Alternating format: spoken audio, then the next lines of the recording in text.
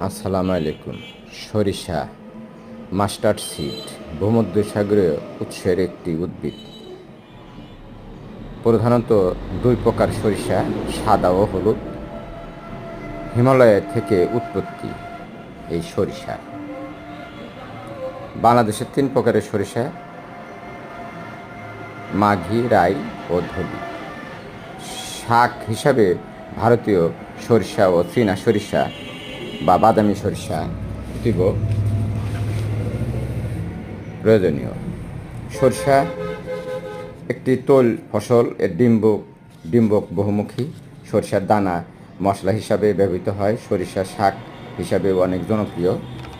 তাই আসুন বিংশ শতাব্দীর এই চমৎকার ও দুর্দান্ত সরিষাকে আমরা খাদ্য হিসাবে ব্যবহার করি।